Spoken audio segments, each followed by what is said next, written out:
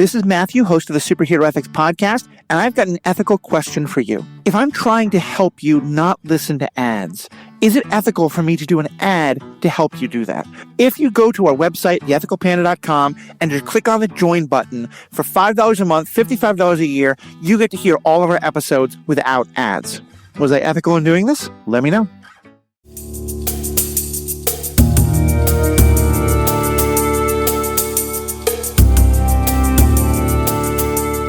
Hello and welcome to this episode of Superhero Ethics. As we get closer to the holidays, things are getting a little hectic right now, and we had some great episodes that we did last year that were members only, and now that a year has passed, we wanted to make them available to you all. So today we're giving you the episode that I did with Riki and Jessica Plummer on the topic of vengeance, something that is so central to so many of the stories we love. Please enjoy.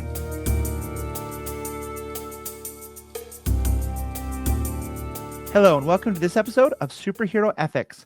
Today we're kicking off something we've been talking about doing for far too long, our special members-only series on the fundamental ethical questions that come up all the time in superhero ethics.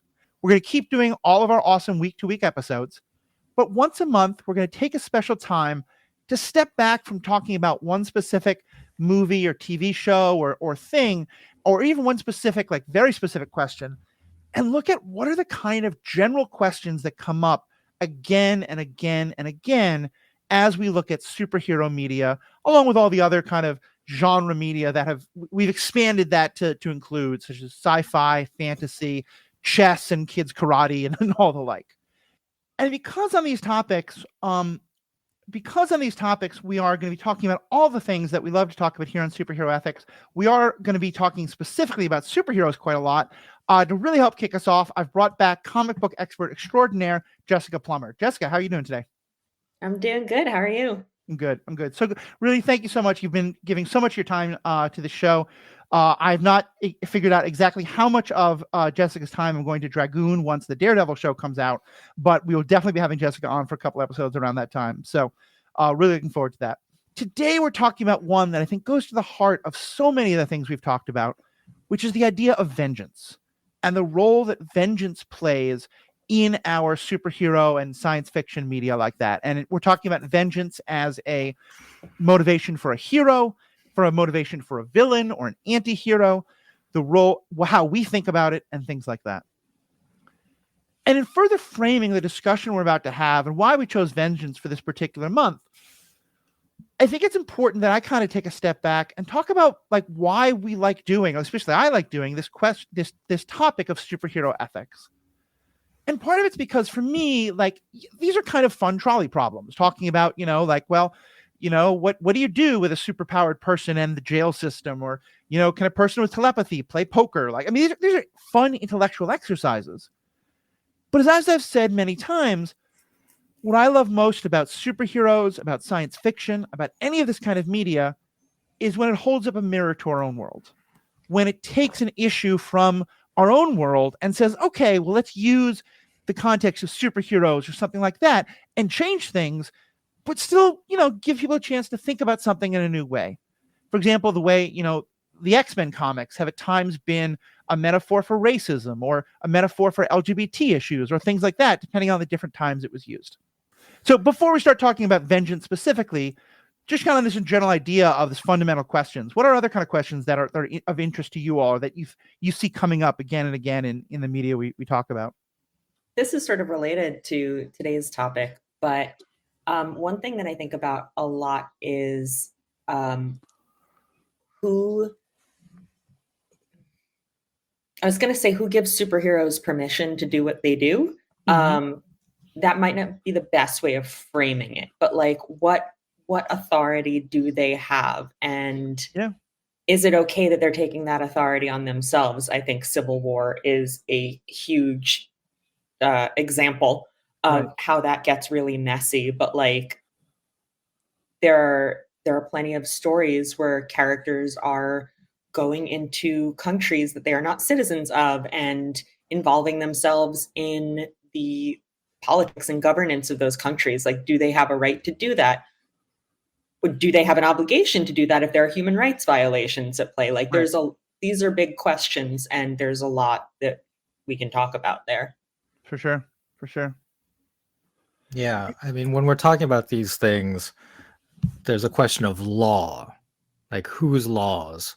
And even if we're just talking about human law, there are different countries. There are international organizations that are kind of conglomerates, like the United Nations, that decree things to be against the law.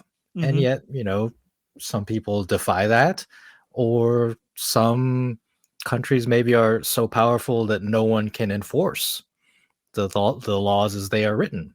Right. And I think a similar thing comes up especially in superhero media, because these beings are often so powerful that the humans are powerless against them. And it's like, well, you're doing stuff that is against the law, but we can't actually stop you. So Right. I think it brings up a question of, does the law matter? Like, power makes right is Right. a thing that comes up a lot in these situations. And that's why, like, Superman, right, when there are evil versions of Superman, like in Injustice, he's like, I'm just gonna make my own law, and people are like, well, guess that's it. We're Yeah. living in a dictatorship now. Right. Yeah. No. I think those are all great ones, and I think a lot of the the questions of, do we see superheroes as metaphor for law enforcement? Do we see them as metaphor for soldiers? Do we see them as something totally different? Ties into all that. Riki, I know you often talk about the idea of whether killing should be a part of superhero media, or whether the importance of not non-lethal violence being used. And I, of course, have questions about the viability of that. Yeah, well, for me, like, it really comes down to the media-ness of it. And this is like in anime, why I love it so much, is that Japanese anime is, is enjoyed by older people, but it's still always like with a mind towards the younger audience Mm-hmm. and trying to teach certain fundamental lessons. So I really enjoy that in anime, maybe not most, I'll just say most of the protagonists don't kill. And that's like a very clear demarcation line between, the hero and the villain in the story. And Right. I think it's an important lesson to draw from that media and to impart upon the audience. Right. Well, and I so just thought of like a whole, like, I got really excited about this, but I'm just going to throw out the ethics of time travel, which is not really relevant to us, but like, Mhm. should you go back and change things? Yep. Or should you not go back and change things, even if it means that a woman you love has to die? Which kind of seems like how that plot line always goes. Number two, when the villain goes, we're not so different, you and I, which they always do. And number three, does a superhero create supervillains? And please have me on if you do that one, because it makes me so mad. I think it's a really good one. The Vision line from Civil War of, do we invite conflict and stuff like that, which is a really good one. And to me, those also tie into. I mean, Matthew knows that time travel is my jam, so I'll always talk about time. Yeah, travel. well, I think it does create lots of questions, especially with the ideas of, when you have timelines, is like erasing a timeline. Are you killing the people in that? And I think that comes up a lot with also things like AI. Agents of S.H.I.E.L.D., a great plot line. So yeah, there's just all these kind of great questions, and I think. And like you were saying, very relevant to the real world. Exactly. The time travel one. Exactly. So, and it's with that relevance to the real world is why I think we're talking about vengeance today. And I think for many people, it's probably not a far grasp to find, but just kind of spell it out. I think late last year, we had the killing of a healthcare CEO that brought up a lot of feelings for a lot of people about, how do we feel about, the healthcare industry? And a lot of people not really feeling too bad about this because of those feelings, or praising the person who did that. And I think, to be clear, we're not going to go into a deep analysis of all that. I think I'm pretty confident in saying all of us say that, murder is wrong, killing is wrong, but we also understand kind of the wealth of emotions that this has brought up for people. And I think for me, the reason why that's so interesting for us today is that what we saw was an act of vigilantism in the real world. We saw an act of a Punisher type, of a person who has said, for whatever reasons, like, this is someone I decided was bad, and I'm going to act on that. Kind of, Jessica, to what you were saying, like one person creating their own authority. And to me, my goal today isn't for us to decide the ethics of that. It's that I want us to discuss how those ethical questions play out in the media we discuss, because I think that helps shape how we think about these things and how we, because for me at least, I've always been kind of fascinated that there's a lot of revenge fantasy, vengeance fantasy type things that I can find really enjoyable, even though sometimes I'd be kind of horrified of it happening in our own world. And so there's so much there to play in. And there's kind of three fundamental questions I wanted us to get into today. And I'm just going to spell them out and we'll go through them one by one. And the first being like, how is vengeance a motivator for some of the characters we love? Why do we enjoy vengeance stories if we do? Which I don't want to speak for all of us. I will admit that I do at times, and sometimes I'm troubled by that. Sometimes I'm not. And then lastly, like, what are the differences between what we can enjoy on screen and what we're okay with in real life? And how do those things blend into each other? So let me first just kind of start by, let's kind of just throw some things out. What are examples you see in, we can focus mostly on superhero comic book media specifically, where vengeance is an important part of the story for a hero, a villain, an anti-hero, anyone like that. And I'll throw out the Punisher. To me, the Punisher is a great example of, there's often this kind of veneer of, I'm doing this to make the world a better place. I'm doing this to prevent these people from harming others. But also, like, Frank Castle, had his family killed and he was betrayed and he wants vengeance. What are other kind of examples you guys see a lot? Or that think are interesting? Well, you and I just did Full Metal Alchemist / Brotherhood, and the character of Scar, Yes. who was the survivor of a massacre / genocide, coming to the nation that instituted that tragedy and taking vengeance upon people, soldiers from that nation for that, I think was one of the most interesting parts of that show. And he was a very fascinating character. Mm-hmm. Yeah, I mean, the Punisher is a big one for me. I feel like if you scratch any superhero, you can find a story about vengeance, and it works for some of them better than others.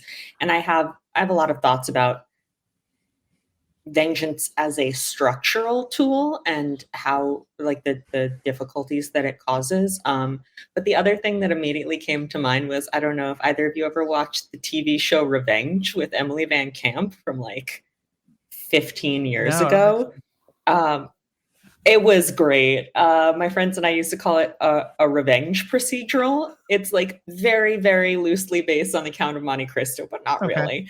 And it's Emily Van Camp plays, it's like, what if the Count of Monte Cristo was set in the Hamptons?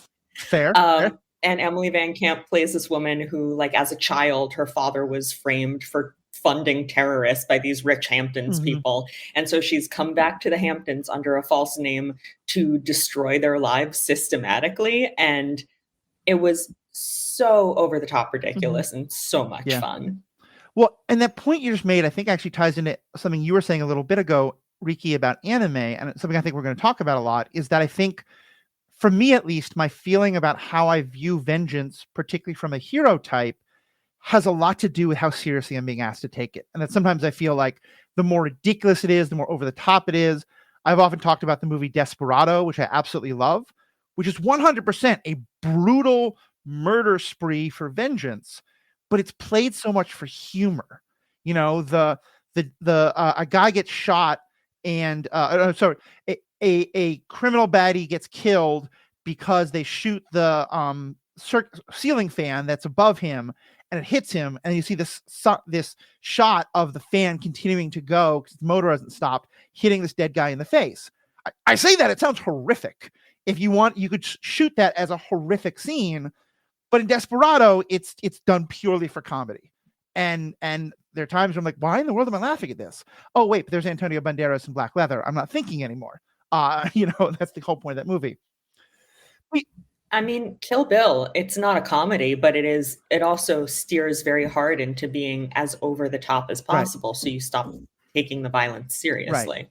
I think those are all great examples. I think one other one that I see a lot particularly in Batman, but I think I've also seen this with Arrow a bunch and others, is when you have a character who is a vigilante, their claim is that they're doing for justice. It does seem like a lot of times the writers will introduce another character who is more on the vengeance side as kind of a foil to our hero. And Batman Mask of the Phantasm is one of my favorite examples of this. But I think you also see it in Birds of Prey, with the Huntress character kind of shifting from a vengeance and then having her kind of redemption as she moves more into a justice mindset. Talk about that in terms of how you guys feel about those kind of examples of where vengeance is used as our hero could fall into that, so we're going to show them an example of someone who does that to keep them away from it. Well, this kind of encapsulates what I've been thinking about on this topic, which is the question of when does vengeance end? Because you all mentioned the Punisher. I believe his family was killed by some crime boss. And so, like in the Punisher movie, we see him go after the crime boss, gain vengeance by killing him and his minions, and then the movie ends. Right. But like for comic books, the story keeps going. He keeps doing stuff, no longer against the people who personally harmed him and his family. So is his vengeance over? And what is he doing after that, right? Like that's kind of my question about vengeance and justice. Because after that, I think we can argue that Frank Castle is pursuing justice in a kind of broad way to prevent other similar tragedies from happening, I guess, like a preventative justice or vengeance on behalf of other people who have been wronged, perhaps. But is that still vengeance at that point? And I think the Punisher is a really interesting character to bring up in that context of like, is he a cautionary tale for other heroes? Because the answer to that depends entirely on whose name is on the cover of the comic book. Yeah. So if he's showing up in a Spider-Man or Daredevil comic, then he's absolutely in the wrong and he's a cautionary tale and they can't cross that line. There's literally a Daredevil story where Daredevil goes to jail and the Punisher gets himself arrested and sent to jail so he can be like, don't be like me. It's very funny. But if it's a Punisher story, then all of a sudden Matt Murdock or Peter Parker is ridiculous and naive and they're completely wrong about everything and the Punisher's going to kick their ass. So it really is very much about framing. Well, and it's funny that you say whose name is on the comic book, because what I felt you were going to say was whose name is on the Netflix MCU show. Because I think that too. Perhaps my favorite scene in all of the Netflix MCU, and if not my favorite, definitely in the top 5, is the Punisher in the Daredevil TV show, where he's pushing Daredevil on, you arrest people and then they go to jail and they get out. When I kill them and they never get back up. I'm butchering the line, but it's something like that. And it's this wonderful moment. You're a half measure, Red. Yeah, exactly. And where we, and he's God, why can't I remember the name of the actor who plays Frank Castle? John Bernthal. Phenomenal at that. And I disagree with him, but he's so close to convincing me, and I get that he's so close to convincing Matt. And then we had the Punisher TV show, which I liked, but frankly, by the end, I couldn't believe him as a hero anymore because I thought he was too far into vengeance. And we had some great discussions about that. And I think you're right. Yeah, it's that when he's there for Daredevil, he's the foil for Daredevil. But when he has his own show, and this is kind of a related question I wanted to talk about, which is like, is vengeance something that should be for heroes, for anti-heroes, for villains, or all three? Because for me, at least with a Punisher, it works for him as an anti-hero or as a foil. When they tried to make him the hero, for me at least, that show which went too far. I couldn't buy it. Well, also, and I want to go back with this to something that Riki said before about when does vengeance stop? Mm-hmm. And what I was saying before about the structural issues with vengeance, which is, again, like, when does it stop and who are you avenging? Mm-hmm. And so in the comics, Frank's mission is very much framed as eradicating all organized crime, or sometimes just eradicating crime, because he's not after the guy who pulled the trigger that killed his family. He's after the system that killed his family, which I think was a smart choice because it allows you to keep telling Punisher stories indefinitely. Whereas, and one of the problems with the TV shows was that they were like, in season 2 of Daredevil, he's after the guys who were behind his family's death, and then he gets them. And then in the season 1 of The Punisher, he finds out there was a whole different thing behind that. And so he gets those guys. And then in season 2, it's like, oh no, there was a hole. It's like, how deep does the rabbit hole go? Like, how many people were in Central Park that day trying to kill Frank Castle for this like Russian nesting doll of reasons? Yeah. And so when you're doing these ongoing stories, when it's comics, it's a TV show. I mean, if we have a superhero movie, you know, the Marvel Studios is going to bleed that dry. You're going to get 5 more movies. You have to figure out a way, if you want a character to be motivated by vengeance, that you can't have it be against one guy or one group of guys, because then either they get them and the story's over, or they don't get them and you're like, why does this guy suck at vengeance? Right. Well, it's interesting that you say that that's what you meant by where does vengeance end? Because I completely agree with you. But Riki, I actually thought you were going to go in a different direction, which is that a lot of times also when we scratch the surface, we find out, you know, this person wants to kill Frank Castle, or you know, Frank Castle kills those people. And then the 10-year-old son of that guy grows up and wants to come back and kill Frank. And then that person's, you know, where it's just the going back and forth and back and forth. And I love that we're getting more and more motivations for villains. And often it's vengeance now that is the motivation for a villain.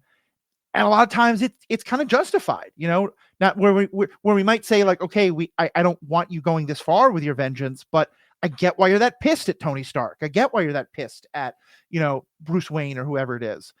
And I think that's another kind of interesting question is about the ethics of vengeance in general is it never stops. You know, how does it just become a cycle of every time someone from the side that just got vengeance upon them now wants vengeance upon that person and on and on and on. No, I mean, it doesn't stop. And that's what made the story in Full Metal Alchemist with Scar so powerful, is that Winry chose not to take vengeance upon him for literally killing her parents. And then that opened his eyes and made him choose a different path himself. So yeah, absolutely. I was also reminded with the whole like who's responsible for Frank Castle's family dying thing of Drax the Destroyer in Guardians of the Galaxy, where they're like, well, now you've avenged your family because we killed Ronan the Accuser. He's like, well, but Ronan was working for Thanos, so we still got to go after Thanos. Right. Yeah. Well, and the flip side of that, and this is actually the only one I can think of the character got vengeance. Now what do they do? Moving outside of the realm, although I think it's fairly comic booky, Inigo Montoya. Inigo Montoya the same thing. Wants vengeance on the Six-Fingered Man because he killed his father. Very clear vengeance story. And in this, by the way, again, I think because it's fantasy, we're okay with it. Inigo Montoya is straight up a hero. He's not an anti-hero at all. He's an antagonist who becomes a protagonist, but he's straight up a heroic character. There's never a moment of moral doubt about the goodness of his quest. And then he kills the Six-Fingered Man, and he literally goes, I don't know what to do with myself now. This has been my quest for 20 years. What comes next? Well, have you thought of piracy? Which is, I'm thinking of it, I can't think of anyone else in fiction of the kinds we're talking about, at least, who gets that vengeance and then has that honest moment of what do I do now? Well, and he does, but he also, I don't think it's not framed as like, oh, I've wasted my life. He's like, well, that's done. Maybe I'll take up gardening. Like he's super happy about it. He's very satisfied. And the audience is satisfied. Right. Well, and let's talk about that, because at least I was saying that I am a little bit troubled by the Punisher in the TV show when it becomes, he's so focused on vengeance and a lot of other problems, like I think the collateral damage that he tolerates and stuff like that. But Inigo Montoya, I'm totally rooting for. Like, I'm totally rooting for. I think I'm fair to saying I don't want a world of vigilantes, each killing the people they think have wronged them.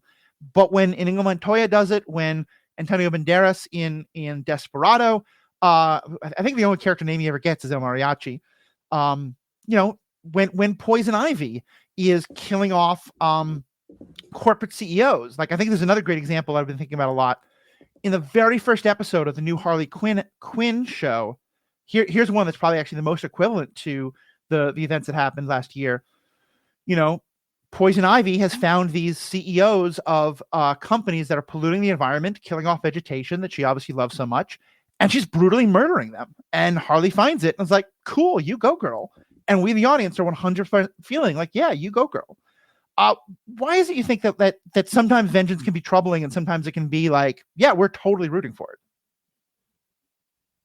Well, to me, that's on the storyteller, Mm-hmm. like how the story is told, like what the world building that they do, and then the way that they are framing the villain or whoever is gaining the vengeance, and the the victims that they are killing Right. or hurting, right? Like you can tell these stories in a way where your sympathies lie in one direction. Like the Inigo Montoya one, we don't know anything about the six-fingered man. I can't even remember his name, right? Like, so Count Rugen.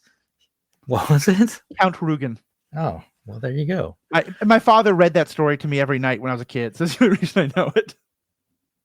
But at least in the movie, he's not really a character, right? Oh, Like he is the subject of Inigo Montoya's vengeance. And that's really the only context we see him in. We do know one other thing about him, which is that he likes to torture people. Like he tortures Wesley, and that's the only other piece of information which continues to make us feel a certain way about him. Yeah. And in this story, like he is very much framed as a bad guy. Mm-hmm. And I'm not saying that there are good aspects to him. We don't know anything. We don't know anything. We're not told anything about him. So I think it's very easy to be like, yeah, that guy should die. Especially when Inigo has been repeating the line over and over. And we get behind that. We're like, yeah, okay. Like I think the repetition of that line is in fact meant to get you into that mindset of like, if it were me, yeah, I wouldn't want to kill the guy who killed my father, right? Like that's the whole point of all that. Right. Because you're right, it's very dehumanizing. And I think that's why part of what I love so much about the Netflix MCU and other kind of media like that is really trying to be so realistic is that there's nobody who's a cardboard cutout. Every character we find, for the most part, they at least try, has their own motivation. You see why they're the hero of their own story. Like I kind of feel like if we had the Netflix MCU version of The Princess Bride, which please God don't anyone make, but we'd find out that Inigo's father was actually this like exorbitantly priced, like had made a deal with Count Rugen and then tripled the price, and or like he had done something terrible to Count Rugen's family, or Count Rugen, because he was a six-fingered man, was so treated terribly in the world because of his physical deformity, whatever it was. Like we'd have that kind of a backstory. But you're right, and it's a lot easier to hate someone and to just enjoy the idea of their vengeance when they're not a character, when they're just that person. They're just the corporate CEO that Poison Ivy is going after, or the six-fingered man, or the Don of the mafia family that killed your parents, or whatever it is.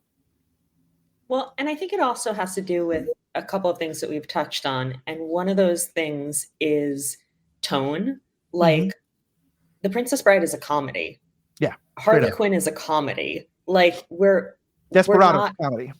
Right. And like I think that The Punisher often works best. Like obviously the TV show is not a comedy, the movies are not comedies, even the comics are not, but they are often so ridiculous. Like they are so completely over the top that you get swept up in it. It's like I was saying about the show Revenge before. Like it's so zany, it's so ridiculous that you're just along for the ride.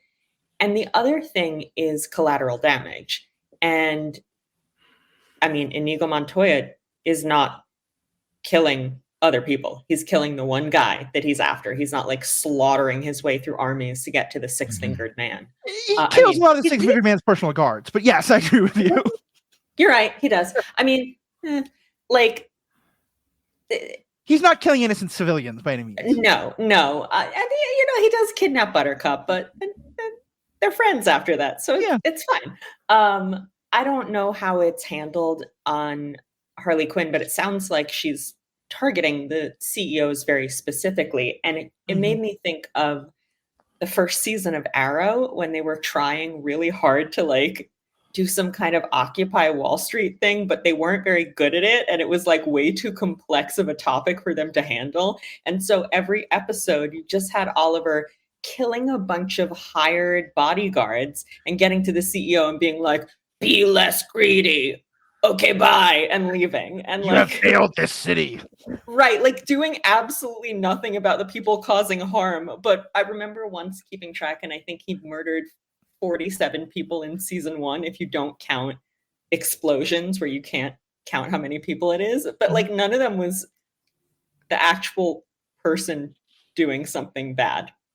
Yeah. Well, it's because Oliver Queen himself is rich, so like those are his buddies. Right. Yeah. Well, and I think doesn't the Huntress, that actual character, show up in like season 2 or season 3 of Arrow? Oh, everyone She shows up. does. Well, right. And they use it that way to have her as a character where it's like, don't cross the line, Oliver. And it's like, what line? He can't even see the line anymore.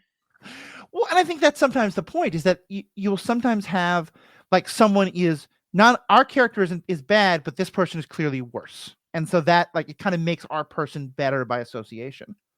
And yeah, I'll say it's one thing that I really liked about as a contrast to that Black Panther, because in that I think there is a good deal of vengeance behind the feeling of Killmonger, but also there's clearly an idea of his base critique that Black Panther is wrong, that Wakanda needs to be more involved in the world, is correct, and by the end of the movie, T'Challa is doing exactly that. But then what do you do with, like, we have so many villains now who are from some sort of marginalized identity and or tragic backstory, and they're attacking like someone who is powerful and privileged, and then the superhero steps in and is like, no, you can't kill Lex Luthor, that's wrong. And it's like, but Lex Luthor ate my family. Well, if you do this, you're just as bad as him. Like, right. I struggle with that, because I feel like it's a way to dismiss the valid points that the villain is making, and it's all in the framing of the story. Like you take those valid points and you put them into the mouth of a character that you can then disregard because they are a vengeful vigilante, and we don't have to listen to them. Right. Yeah. Go ahead. I actually think there's a really pertinent example at the end of Falcon and the Winter Soldier, or Captain America and the Winter Soldier, right, where the Flag Smashers are seeking vengeance against the rich people and the politicians for the things that are wrong in the world. And Captain America Sam stops them, but then he makes that speech and he turns to, I believe, a senator, and he says, Senator, you need to do better for these people. I think that, to me, like in this discussion, is the follow-up, is like, yes, I 100% believe that murder is wrong, like even in the pursuit of vengeance against someone who has wronged you or a lot of people. But those with power have to do better to stop the bad things from happening in the first place or in the future. I mean, I get your point, but to me, Falcon and the Winter Soldier is like it fails at doing that, because the face of the Flag Smashers is a young woman of color who's lost everything, and it's like, well, ultimately she was irredeemable. And the other antagonist is a white guy who just like gets too full of himself and then causes a lot of problems, and they're like, well, he can be redeemed, he can become better, which like really did not sit well with me. And then to turn around and like give that lip service to the person in power and be like, but they had a point. To me, it undercuts the point that was made, because you can have the hero make a speech, but the actual actions of the plot are about stopping this person because they're wrong. And it's sort of like making a speech about justice after it's closing the barn door after all the animals are out. Like it's they've already shown visually that person is not righteous. Yeah, Falcon and Winter Soldier is probably my most disappointing of the MCU shows on Disney, and for exactly the reason. And I think, Riki, I very much hear what you're saying, and I think there's a lot of truth to that. But I also think it kind of proves what Jessica, what you were saying there about like how it's a way of undercutting the villains, because for me, the way they set that up, the villains were really trying to do we're doing these acts so that people understand how much anger there is, that people understand how broken things are. And when it became vengeance, I just didn't believe it. Like, I was watching it going, this is horrible PR, which until now the people have been very good about PR. This is absolutely going to backfire. And all of a sudden, this character has this motivation of vengeance that they have not shown in the past. And I know that was a show that got very affected by the pandemic, and they did a lot of rewrites. And I think that the original version, it probably would have really threaded the needle a lot better. But yeah, I think that's a great example where it feels like the fact that sometimes that if a person has a very legitimate point about how angry they are, the fact that that anger can turn to vengeance is then used to delegitimize the anger, which to me is really frustrating, because I do want to see kind of more what you're saying, Riki, of Winter Soldier's speech there, Falcon's speech there, not Winter Soldier's, Captain America's speech there, is him saying like, we may disagree with what they did about the anger, but we have to pay attention to the anger and realize our fault in causing so much harm that's leading people to be so angry. Yeah, I mean, I agree with all the points you made about the character itself, herself, Carly, right? Morgenthau and the Flag Smashers, like being kind of a jumbled mess in terms of motivation and basically like taking the actions they did to serve the plot, which is never great, versus kind of being true to your own character and doing things that make sense logically for that character. Yeah, absolutely. I think it could have been much better. And the whole thing about U.S. Agent too, right? The failed Captain America being exonerated, like getting, I guess, joining the Thunderbolts now. It did not sit right, especially given what else that show was trying to tell us about race and all that. But maybe it was being true to the real world in that sense, that this guy like basically failed up and did like the most despicable thing possible in that situation, and yet he's being given yet another chance. Yeah, a white guy. We'll see. We'll see what happens with that character. I'm actually probably the most curious to see what they do with him in the movie. Yeah, I have such mixed feelings about the Thunderbolt movie, because there's some of the characters that I really love so much, and then some I just have no interest in. Where's Baron Zemo? Right? Honestly, I just watch him dance for 2 more hours, but that's a whole other story. So let's talk about another aspect of this that kind of ties into a question about why do we sometimes enjoy it, and but also is about kind of like when it's right or when it's wrong in terms of how we see it. Revenge fantasy. And Jessica, I wonder if you would talk a bit about, like, we have a lot more attention being paid recently to movies that are often being referred to as like the coming of rage story, that we're seeing a lot more like women's vengeance, women's violence being portrayed as like a heroic in I think really important ways. I'm curious about your thoughts on that trend and how that kind of plays into all this. Yeah, I mean, women are angry. Like, not to speak for all women, but I think I speak for all women when I say women are angry. And it is not always easy to get those stories through, given, especially like film and television, given how many layers there are to get through and gatekeepers. But it is a narrative that we see audiences responding to, especially female audiences. And I think, the last time I was on here, we were talking about Superman, and Superman is a power fantasy, but specifically the fantasy of like, what if you could protect people? What if you could keep people safe? What if you could make the world better? Not a fantasy of like violence or harming others. Right. And this is the flip side of that. That like there's also an equally valid power fantasy of like, what if I could go after everyone that hurt me and go after everyone who hurt people like me and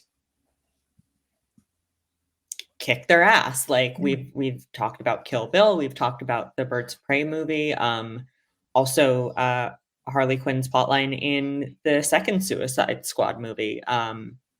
These are really satisfying things to watch. They're cathartic in a lot of ways.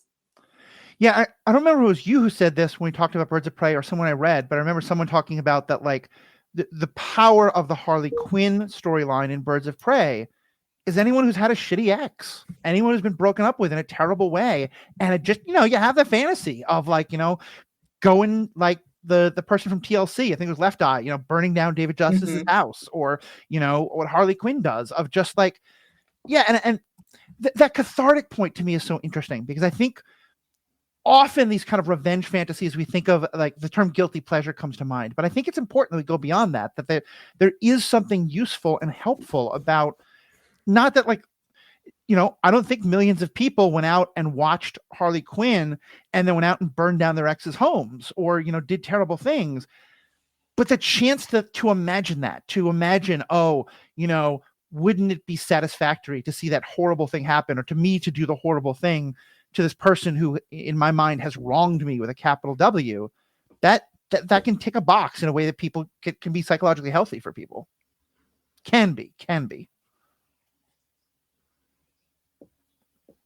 Well, I also think it's important, like talking specifically about like women's revenge movies. Like there's a French movie that's literally called Revenge, about a woman who goes after men who have sexually assaulted her. It's a very heavy movie, but it's the violence in it like serves this purpose of reflecting back the violence that was done to her, right? Like, and I think it's important, I for me, like as a man, like to think about that and what the world is like for women specifically, like in these situations, and obviously like to not do that and perpetrate that, but also to think about the way that when we talk about issues like this, that we often excuse things, maybe not literally, but there are ways that discussions about these topics happen that minimize the damage, or sometimes exonerate men, or all the stuff that happened around what was it, the Depp Heard trial, right? And the discussions on that. It was men excusing other men's actions, whether it was literally saying like, well, he didn't do it, or just like, oh, that's just, we've heard terms like locker room talk, like all of that kind of stuff is wrong. And these movies, or these fantasies, these revenge fantasies, should not only highlight, how vengeance is taken, but what they're taken for and what we need to do to correct it. Like I still like come back to that of, we need to be better, right? Like Captain America said, Senator, you need to be better. But these are cases where all of us need to be better in a sense, like, because we all have power over very personal situations like this. Well, there's two things that come to mind here, and I'll say the first, and then get into the second. Let you guys talk about it, and then get in the second. But the first one being, I feel like a lot of times, vengeance movies really hit us and fulfill that revenge fantasy when we see people getting away with doing bad things, and that the system that we would want that would have a fairly reasonable consequence isn't happening. And so the fantasy of the completely unreasonable, or not even unreasonable, but completely like, far over the top happening is incredibly, part of why we want that is because nothing else is happening. We want someone to shoot the bad guy because the justice system has failed and they've gone free. We want someone to, finally figure out that the white guy is not actually being very successful and do something about that, because they do keep failing upward. How much you think that is part of the revenge fantasy as well, is that it's someone has to do something because the normal systems aren't working. Yeah, definitely. Oh, go ahead. Well, yeah, I think like in the case of like a big picture thing like that, Mhm. like a CEO or a politician, right? Like those are people we think of as having a lot of power. And when there's a revenge story against them, it's because like we are so powerless Yeah. in our regular lives to really do anything Right. against them. So it's like, oh, well, like someone actually did something and that can resonate Yeah. due to our powerlessness. Yeah, and I want to bring that back to a gendered framing Mhm. for a minute, because when you talk about these vengeance stories, like we were just talking about stories where a female character is getting vengeance, but that's not the role women usually play in vengeance stories. The role they usually play is the object that's being avenged. I mean, Right. look at the Punisher. His family, including his wife and daughter, are killed. Look at Drax. His family is killed. Like the over and over again. I mean, that's where the term fridging comes from. When you talk about fridging, it's not just a woman dying. It's a woman dying or being sexually assaulted or beaten or kidnapped or whatever in order to further a male story. Yeah. And so there's something particularly cathartic about sort of coming out of the fridge and Mhm. going Taking after your the own bastard vengeance. yourself. Exactly. Well, there was and that kind of ties into the other thing I was going to raise, that this is what, brought up for me. The term punching up is often used in humor, that like people making fun of their oppressors feels a lot better than making fun of the oppressed people. And I wonder, can we use the same framework for vengeance movies? Because like, there are men who have been wronged and cheated on or treated terribly by women in relationships. It can happen in any kind of gender combination. But as I'm thinking about it, like, and I would say that's happened to me once or twice. I've also been a terrible partner at times. But like the idea of a movie about a man who's had his heart broken by a woman and thus goes on a revenge fantasy quest sounds horrific to me. In the same way of like, but yet I'm sure that's a power fantasy that unfortunately is very popular among some folks. And I mean, they exist, but they're weirdly romantic comedies, right? Yeah. That's the problem. And is that these men go on like do terrible things in this quote unquote comedic context because they were wronged by a woman. They're because their feelings were hurt by a woman, right? Like, so they don't fit into this vengeance thing we're talking about. Right. And But like with humor, like there isn't the systemic system of sexism that's playing into it. And like another good example I think of this is the movie Shaft, which many of you have seen the documentary about the movie Shaft. They make a really big deal about how it was turned into the beginning of this blaxploitation genre, which is there's a whole lot of complicated stuff about that I'm not even going to get into. But like the director very much wanted a movie where the black guy gets to get away with all the things that the white guys normally get to do. That he sleeps with a white woman, he kills a cop, he's a drug dealer, he's a heroic guy, and he gets away with it because that had never been seen. And is this a fair framework to think about then, of like the kind of, we feel a lot better about vengeance movies when it's a punching up? I mean, to bring back Arrow, like Oliver Queen is a member of the 1%, so seeing him scolding other members of the 1% is not that satisfying. Mm-hmm. Yeah, that's fair. And yeah, I don't even know if it would be a vengeance plot if some powerful person. I mean, like Bruce Wayne. Okay, are we going to talk about Batman? Yeah, and what the heck he is he's vengeance, doing? and he is the knight. So yeah, But he's not. he's not. Right? Like that line is very famous from Batman the Animated Series, and they riffed on it again in the Pattinson Batman of calling himself Vengeance. But I feel like in comics, he has not been Vengeance, really, ever. So it's kind of weird that like the modern version of Batman has become this. Well, and that goes back to sort of the structural thing of like, who would he be avenging? Because if he's going after the guy who killed his parents, that's just like a mugger. So, like, I mean, we know who he is. His name's Joe Chill. They've done a million comics with him, and they all suck because who cares? But like, they've also created weird storylines where Joe Chill was hired by I know I hate that. or somebody, or it's the worst. It's the worst. But it's the thing we were talking about earlier. Like you gain vengeance on the person who personally wronged you, And then what? You're like, well, like they're part of an organization. Well, And then I think it also goes back to like, it's a way to make Batman the underdog. Like Bruce Wayne is an insanely wealthy white man.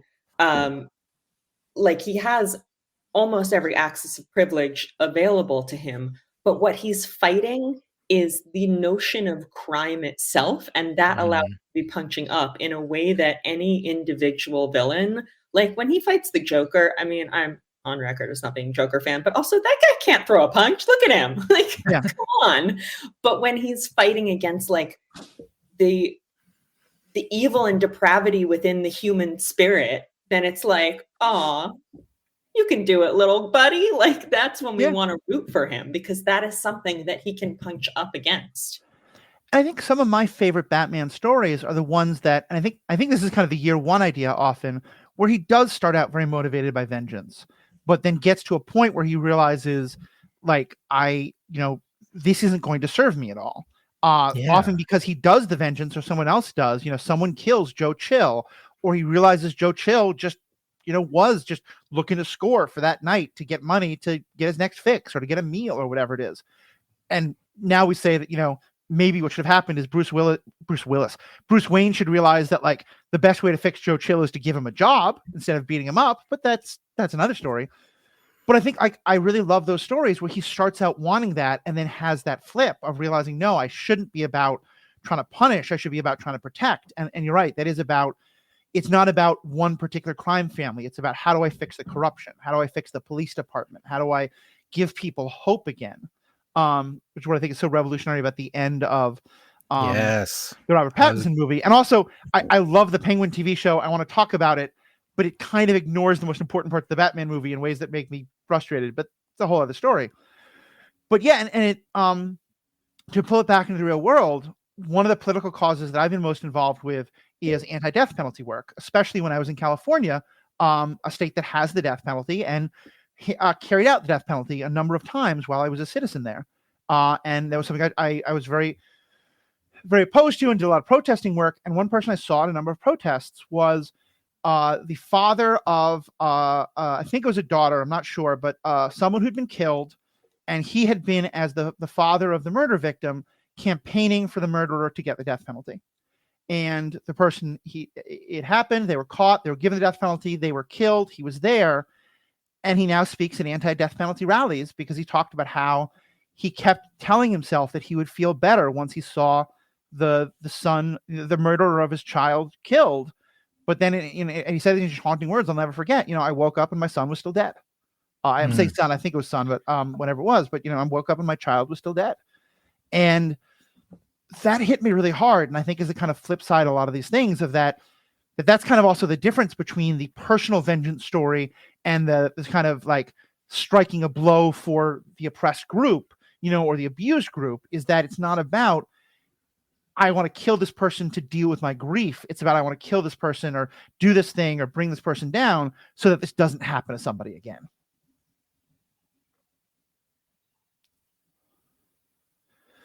But then I think that's no longer vengeance. Mm-hmm. If you're doing it to make a better world, that's justice. Right. Yeah. Right. Well, and I think that's where one of the things that I think is most interesting when these stories explore it, because I think it happens all the time, is self-deception. And I think that in the same way everyone thinks that they're the hero, I do think almost everyone who's out for vengeance can convince themselves that they're doing it for justice. And sometimes, and there's a question of like, who are we to sit and judge them? But the whole point of this podcast is that we sit and judge them. I think that's an interesting example. It's an interesting exercise in when do we think they're right? When do we think they're wrong? And with someone like Batman, I think for the most part, I think he's right. But I think a lot of times he does stumble and get it wrong. And this pains me to say, Jessica, but there are times in the Justice League cartoon, for example, where I think Superman is the one who has to pull him back some. And yes. I've had to sit on so many episodes to get to this point. you know. Well, and I also think there's different, for lack of a better word, there's different ways of somebody being quote unquote right. Mm-hmm. There's like what we would want to happen in reality, and there's Right. what we would want to happen in an abstract, like, moral exercise, and there's what is satisfying emotionally, and those are not always the same thing. And it's like, I mean, you started this episode saying that, none of us are here going, woohoo, murder is the solution to everything. Yeah. But certainly in fiction, there are times that you're not even going, well, of course I would disapprove of this in real life. You're like, yeah, get him, Frank. Like, it's fun and it's satisfying. Yeah. And it feels right. I mean, Inigo Montoya killing the six-fingered man feels right. Mm-hmm. Is it? That's a different question. I mean, what's shocking to me is the number of Disney movies that end with a villain dying. Like, I was watching, what is it, Beauty and the Beast, and Mhm. Gaston. I was like, oh, he just fell from the top of this tower. He's dead, right? Like, Well, Oh, probably. yeah. But I think that's the key, is that an awful lot of them, and I read something about this, that this was a very intentional policy for a while. The hero never kills the villain. Right. The villain kills themselves. Like, and the best example that's used is that the dragon in Sleeping Beauty, which I think is Maleficent. I don't remember, I may be mixing up my Yes. Yeah. but she charges at the Prince Philip, I think, and he dodges and she falls off the edge of a cliff and dies. Or Well, and also the sword, like, magically flies into her heart, but it's Oh, yeah. a magic sword. That's, yeah. right. But yeah, my- there's a lot of Gaston falls to it. Like, and I think there's even a moment where the beast is trying to save him, and I Yeah, think he stabs the Gaston beast, stabs the beast, which causes and him that's to what lose makes his him grip. fall. Yep. So it's his own fault. But Even my the point evil was, queen like, in Snow White, act of God. These- She's on a cliff that gets hit by lightning. She falls. Like, Sorry, Snow but White didn't do it. Sorry, go ahead. well, my point was that the death, like, of a villain is so satisfying to audiences that it happens even in Disney movies that we think of as, like, these clean, happy things. It's like, Mhm. oh, like, yeah, like, this is just part of our cultural thing, is that that guy's so bad we want him to die. And I mean, in The Little Mermaid, Ursula gets skewered with a boat. I couldn't watch that scene until I was like 12. It messed me up so bad. it's a lot. It's a lot. Yeah.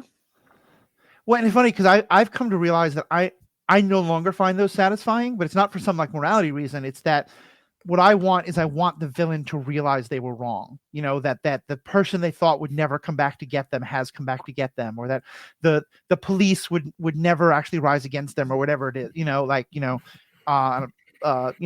Whatever that the people they think they've bought don't stay bought. And so I'm always frustrated when they just die instead of having that moment of realization of like, oh no, I was wrong. But yeah, it's the same kind of thing. Well, we've been talking for a while here, and I want to kind of just, I think we've already been kind of touching on this a lot, but maybe kind of get into the, this is our wrap-up question. So how do you see, like, where are the difference? What are the things that create differences between, like, what we might say, like, yeah, I'm actually, like, in a real world, I totally want this to happen, versus what we enjoy on screen? I mean, there's a lot of things that I enjoy in media that I don't want. Like, I also don't want kid sidekicks to exist in reality. Like, go to school. This is too dangerous. Yeah, but watching it when you're 12, watching you, Riki, you and I have talked about this, that when you're 12, like, watching a 12-year-old step into a mecha is awesome. Later, you're like, no, kids shouldn't be piloting death robots. That's a bad idea. No, it is awesome. It's what I've always wanted to do. Yeah. But at least when we're talking about Gundam, like, it shows you why we shouldn't do that. Right. Because every one of those kids, at least like in the first half of Gundam's history, like, they end up severely traumatized by war. Mm-hmm. And I don't know, like, I prefer my vengeance. I prefer when they are either a villain or, as we said, an anti-hero, a foil, like, not the primary protagonist. And then I think I prefer vengeance to be less bloody, I guess. I don't know how to put this, but scenes where someone just, like, beats the person of their ire to a bloody pulp like make me deeply uncomfortable in a way, and I would prefer just like a laser blast or just an explosion to take them out. So like I guess the personalness of vengeance, like when someone takes their vengeance and just like gets in the face of the person that they're upset with, and just like we see like too much of that, it makes me uncomfortable, and I frankly like I don't like to see that. Probably one of, if not my top 3 favorite superhero movies is Logan. And part of it's because I think one of the most upsetting scenes I've ever seen, and it's so chilling, is when these superpowered little kids get a chance to enact vengeance on the person who's done terrible things to them. And it's shot like a horror movie. This like group of kids coming around and exactly you're talking about, brutally killing a person who I have no sympathy and no love for. And like, in almost any other circumstance, I'd be like, oh my God, yes, you go, kids. But instead, I'm like, oh my God, these kids are now trapped in the same cycle of brutality. It's a heartbreaking scene while also feeling like justified vengeance. And it's one of the most harrowing scenes. And the fact that I'm so conflicted about it is part of why I think it's so good. Yeah. And that is good storytelling. I say it makes me uncomfortable. I don't want to see it. But when I do see it, like you can and should acknowledge like that it makes you feel a certain way, and that is often the intention. Yeah, I think it's about like committing to either going in that direction where you're like you're exposing like how this is not a real solution, how it's just repeating the cycle of violence and vengeance, and you know how traumatic it is, etc. Or you go completely goofy over the top. Yeah. It's Right, when yeah. you try to thread the needle in between that you end up with something that's just sort of incoherent, like Falcon and the Winter Soldier, like Arrow, where it's like you haven't thought through what you're trying to say. And I think the ones that are over the top do also think through what they're trying to say. It's they're very thoughtful approaches. They're just not living in the shades of gray. I think you have to go all shades of gray or all black and white. But if you try to be like, oh, this is messy, but this guy can do no wrong, then it doesn't make sense and it doesn't work.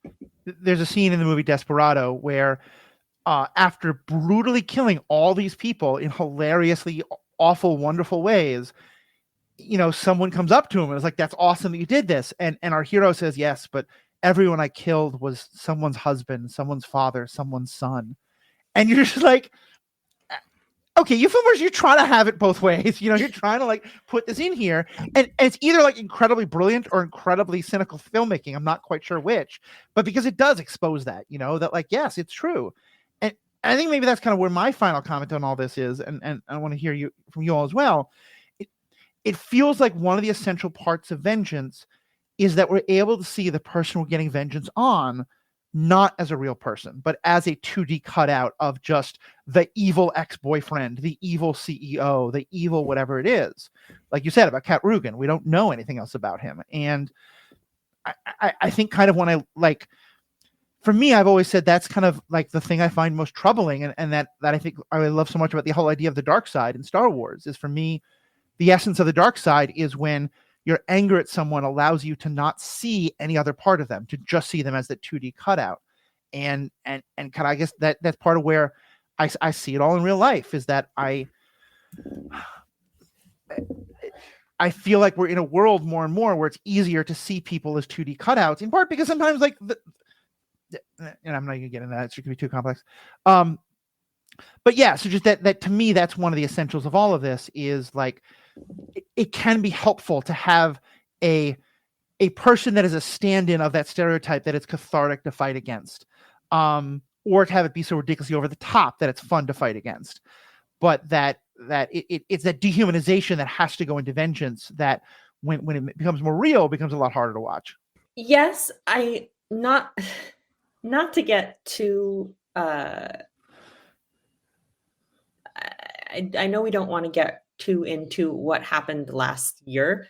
We can touch on that. But I do think all of the people who died because their claims were denied were three-dimensional human beings too. Mhm. And that was dehumanization on a massive scale, literally with AI denying claims. And I'm not saying that what happened was the solution, but I think dehumanizing anybody in the, like, it's just, I just want to note that dehumanizing anybody ever is not going to end anywhere good. I appreciate that, and that's what I was trying to say, but also having a lot of trouble putting into words, because to me it's that there was something I read that said that the killing of the CEO can be seen more than anything as a symptom of a larger problem, and that a part of that is that, and again, this is a much more complicated issue, but the way that the lives of the powerful have become more and more and more separated from the lives of everyone else, I think adds to a lot of this. And that, yeah, I think that the cycle of dehumanization that leads to that certainly does not start with someone thinking of an evil CEO. And I think that's a very important point to keep in mind with all of this, and that I think plays into all these discussions. Yeah, I think rich people are dehumanizing us. Absolutely. Like, that's a thing, that they are so out of touch with reality. Like, I was talking with my wife about the how much could a banana cost? $10, Michael meme, right? From Mhm. Arrested Development. And that's the thing, like, they are so out of touch with the reality of what an ordinary person deals with. The price of a banana in this memes case, but like anything, right? Like, that they don't understand like Yeah. what Yeah. the average or the majority of the people in life go through. And so like they make decisions, whether it's healthcare or politics or anything, and it's like they don't touch reality at Right. all. Well, Our reality. I think we're seeing another example of that right now in the, massive move of, we've had our government telling us for months that TikTok is super dangerous because it could give our data to, the Chinese government. And so a lot of people, the response is, okay, cool. I'm going to find the app that directly gives the information to the Chinese government, or the meme of, I'm just going to start printing out my search history and sending it to the Chinese consulate or whatever. Yeah. Yeah, I think that what undergirds a lot of these things is and just to tie it even more, like some of the analysis I've read about the movie Jennifer's Body, which I think is often seen as like one of the beginnings of this modern version of the coming of age stories. Fantastic movie that got totally mismarketed and is really a great exploration of this kind of, revenge fantasy. And one thing that the reviewer said is that she thought the most important part of the reaction was men who didn't get it, like who just were like, I don't get it. Why would someone be this angry? And that's the point, is that like the movie is supposed to be about helping you see like this is how angry people are. This is how angry women are. This is how angry people are at racism, at sexism, and at what's happening in healthcare, what's happening in international policy, stuff like that. And vengeance isn't what I'm going to choose as a method, but I think for me, one of the essential questions I'm always going to ask when I see an act of vengeance is, was a person given a chance to get the message across that something was wrong in some other way before they chose vengeance? And if not, then I'm not going to condone it, but I can understand it. Mm-hmm.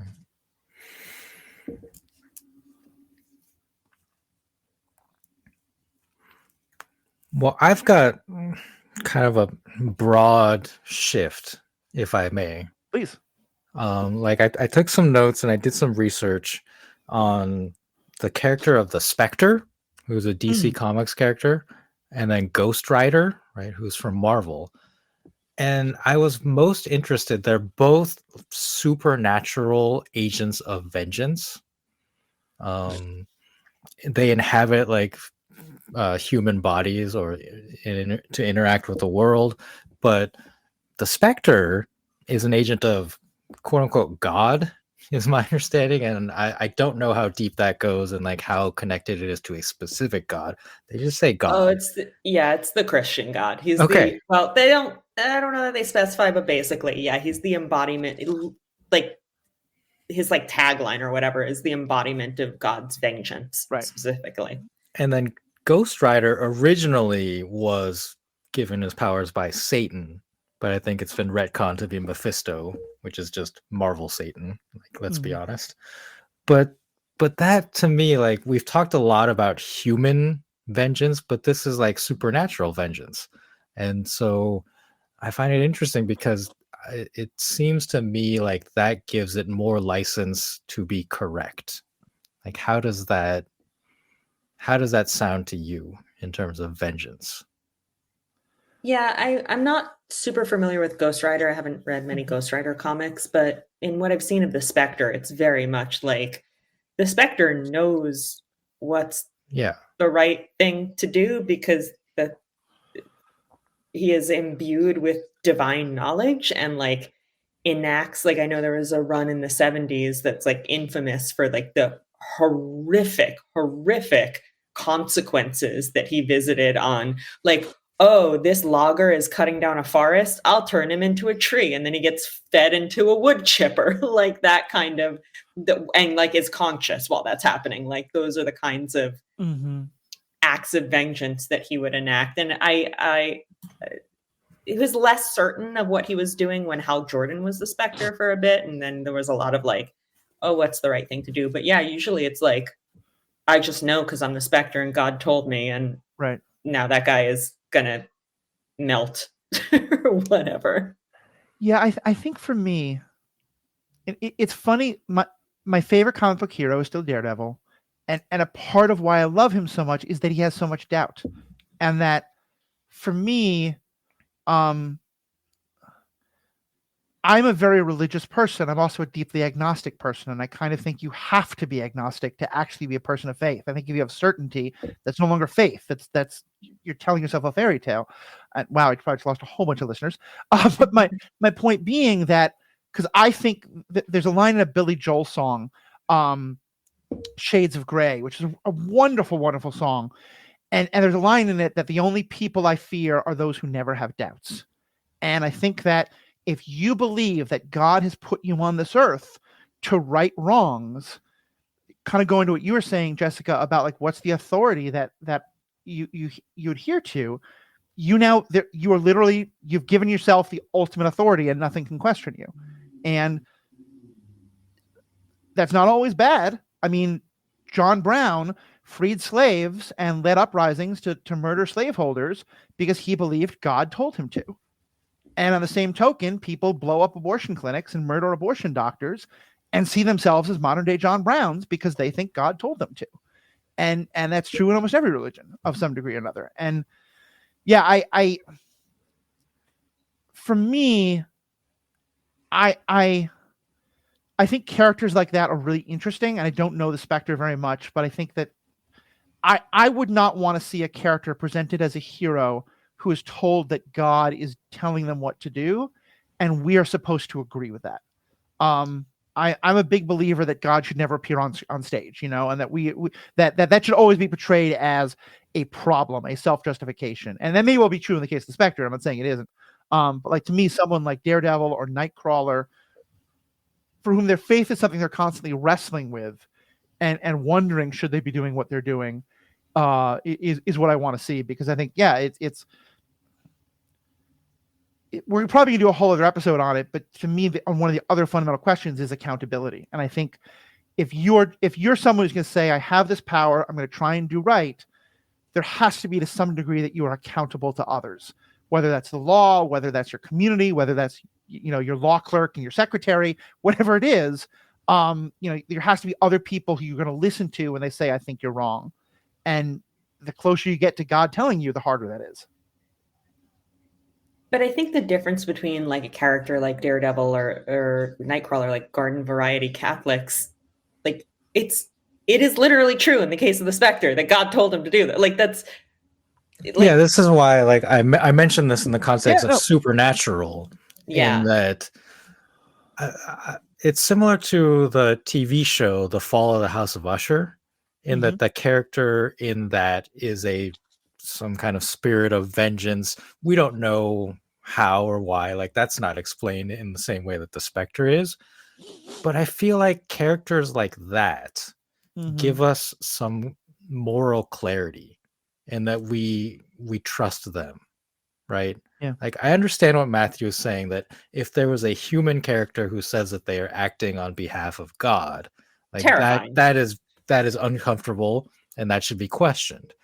at least in the context of these fictions, like I think we just believe that this is happening because the supernatural thing is allowing for it. Right. Yeah, I think the better word for it is maybe karma. Like Mhm. it's, there's a proud tradition in comic books which was briefly stifled because of the comics code, but horror comics, which are just like, hey, here's a terrible person, they're doing terrible things, now an ironic terrible thing is going to happen to them, Mhm. and everybody goes away feeling great about it. Because, I mean, Yeah. maybe freaked out, but also Well- like, yes, that's how it's supposed to work. And the Spectre is the agent through which, in Spectre stories, that consequence is karmically visited on the person who deserves it. Yeah, I found it interesting because that actually, like, the revision of the comics code in 1971 is what is cited as when the Spectre turned to what you're describing, and Ghost Rider was created it as a went character around the same time. Off. Yeah. So Yeah. it was like the loosening of the comics code, and they're like, well, I think we can have characters that go a little more deeper, I guess, into the violence of it all. Yeah, and like I surely think, like, kind of a part of the revenge fantasy is the Schadenfreude of it all, and that we want to see that. But I think for me, I would have, and I think this is kind of the same way that, like, because my parents are lawyers, they have real trouble with Law and Order.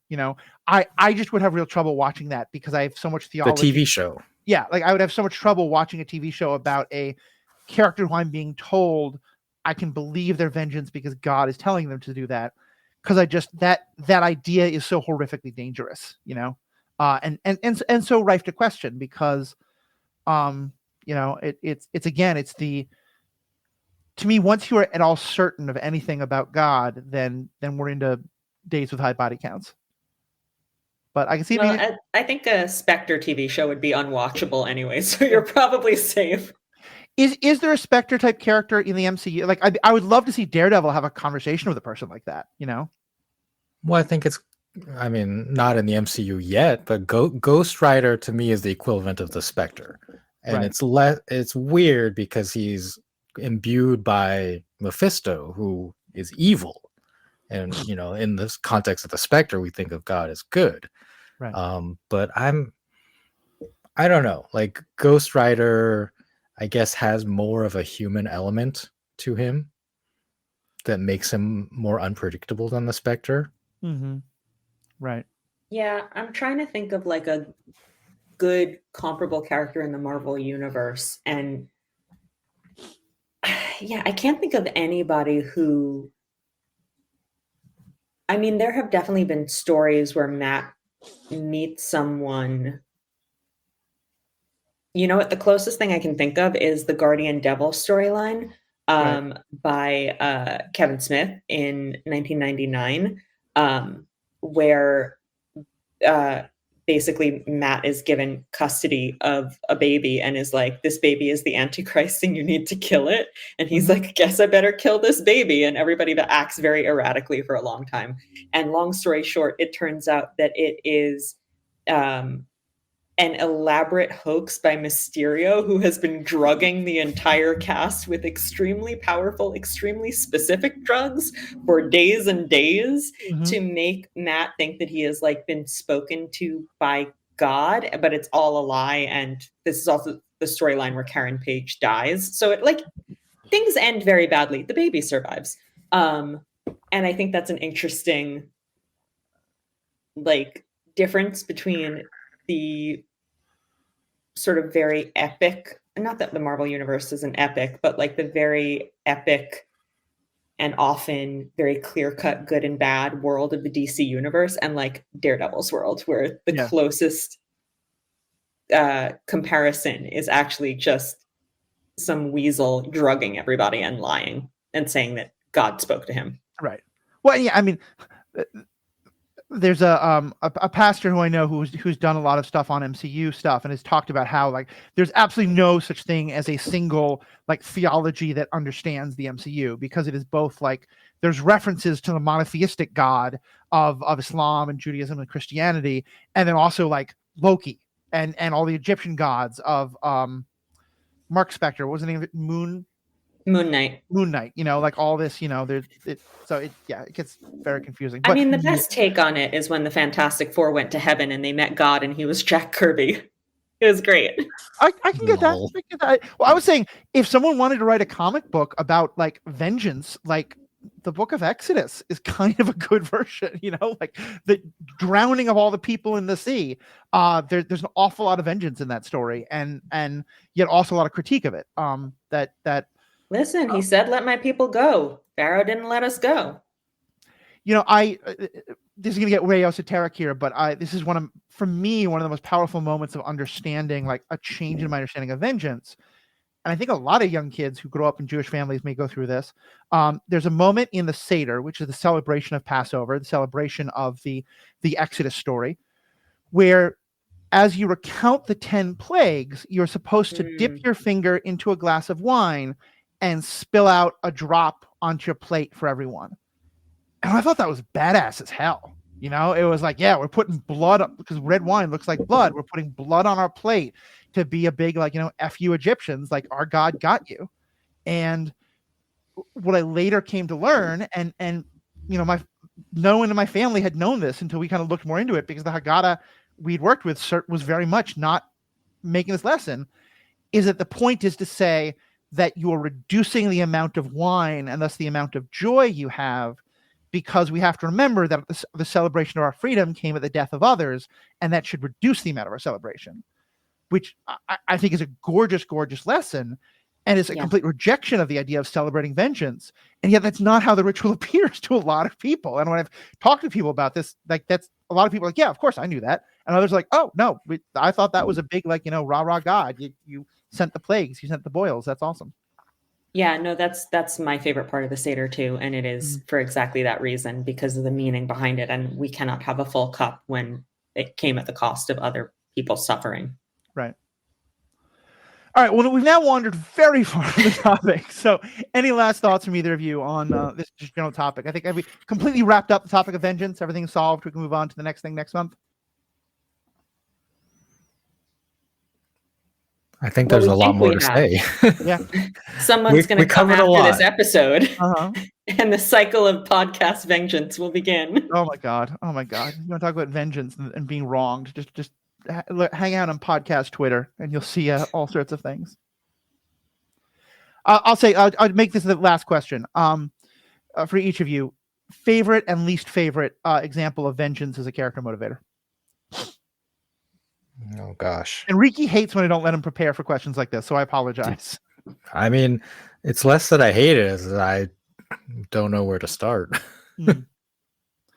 I'll give mine. I think my least favorite is Punisher. I've talked a lot about the MCU Punisher, because I feel like they really try to frame him as heroic in ways that are, I guess, to me, because again, like, where I have a problem with vengeance is when it does blind you to the things that I think should be taken into account. When it's you're looking for vengeance, like the person who killed your father because they fundamentally believe that your father had done wrong and they had been lied to and manipulated, and now you want to kill that person. Like that to me is what really happened a lot in the Punisher story.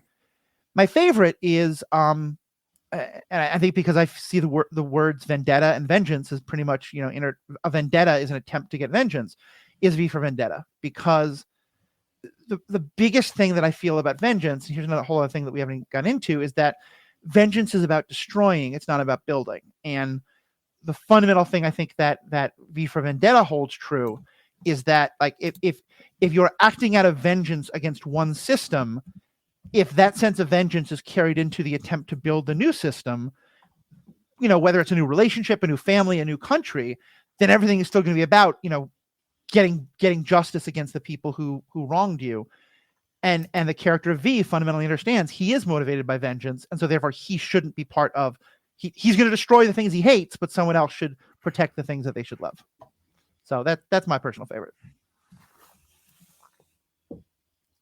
Riki, you got one? Okay.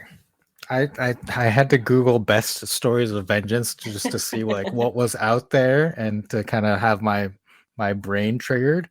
Looking at this, absolutely, like, one of my favorites is Gladiator, Maximus. I Okay. thought it was just like a beautiful story. Like he gets his vengeance upon the emperor, but then himself dies. But has also along the way like helped other people, inspired people in a way. I've not seen Gladiator 2. I don't know what happens, whether it's even a follow-up to that story or not. But I love that movie. I love that character, and it's a satisfying act of vengeance that doesn't trigger me in the ways that I talked about of like like being too personal and bloody and all that. Like it's Right. bloody, like but it's a nice clean fight.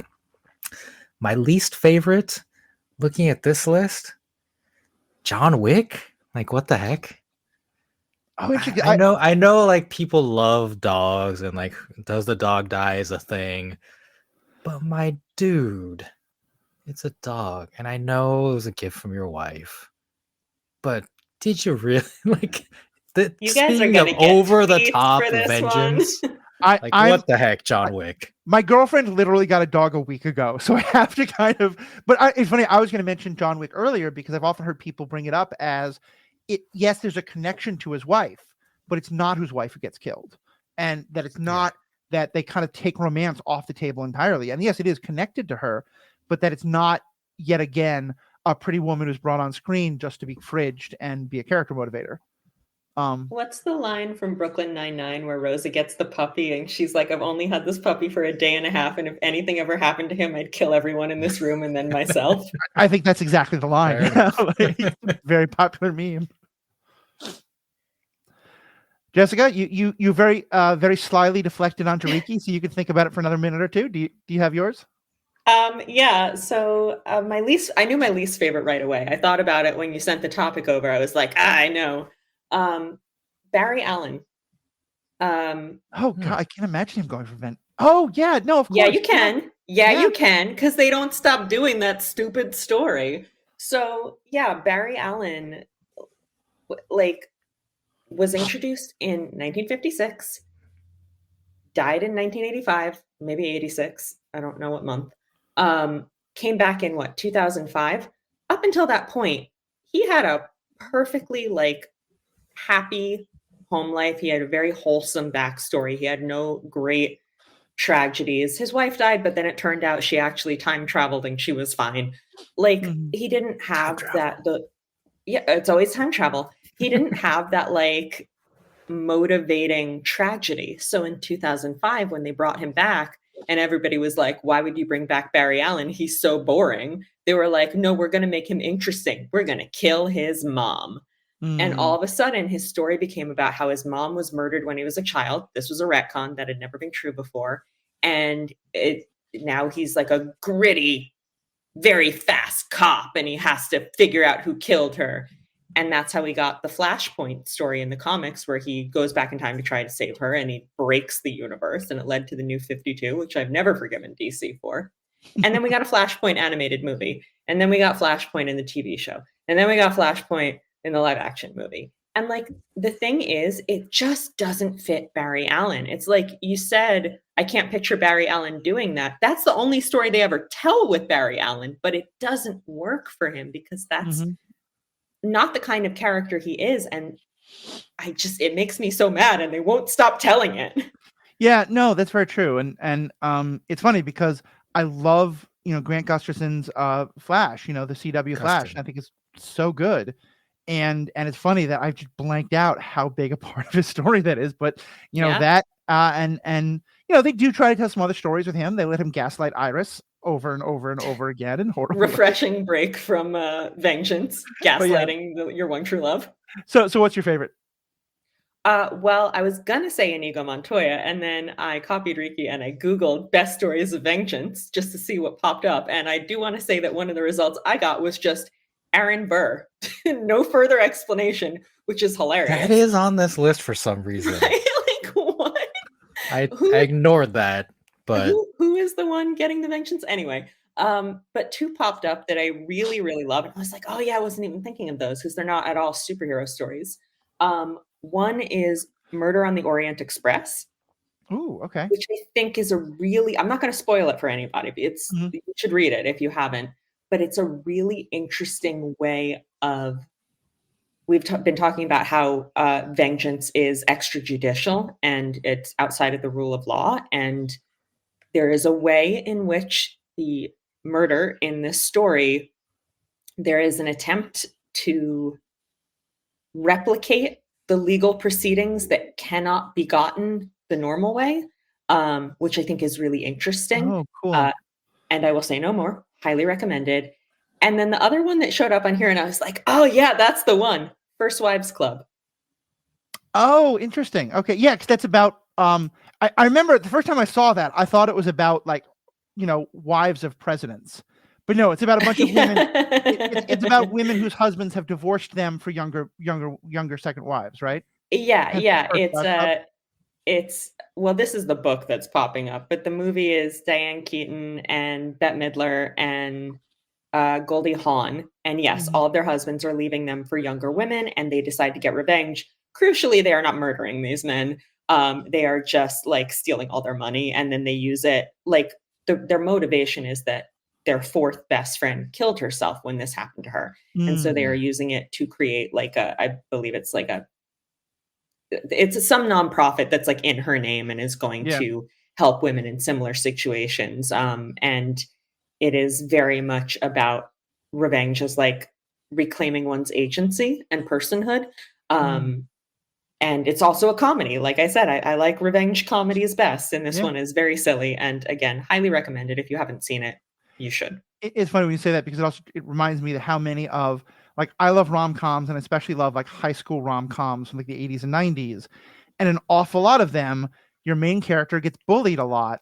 And then it's in the process of working out a revenge fantasy against the bully with the girl next door that they fall for each other. And that's just a very, common but really fun thing. So, all right. Well, this has been great. And to our listeners, thank you so much. We're hopefully not always going to be this long, but we're going to have a lot to talk about. And I think, that it's going to be fun to explore these. What are your thoughts on vengeance? What are your thoughts on your favorite ways this is played out in stories, or how it applies to real life, or any of these things?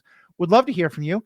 We'd also love to hear from you what are other fundamental ethical questions of superheroes that you'd like us to explore. And of course, this has been for everybody, but going forth, these will be members-only episodes, and you can become a member for only $5 a month, $55 a year. Right in the show notes, you'll see the link, or if you just go to theethicalpanda.com, that'll take you to the link. For that $5 a month, you get ad-free episodes. Every episode will be ad-free on a members-only feed. Most of our episodes will have a bonus content for members. Not this one, because this whole thing was bonus content. And also you get to know that you're support, and you'll get the bonus episodes going forward. It is one membership for both this and the Star Wars Generations podcast. So you get all that content, although you can choose not to if you're not a Star Wars fan. You can have just this one or just that one or both. Totally up to you. And of course, you get to help us keep the lights on, help us keep good microphones and other things like that. And just help us do all the things that go into helping us make this podcast for you and start these great conversations. So on behalf of myself, thank you so much to our wonderful guests and wonderful co-host. Thank you to you all for listening. We have spoken.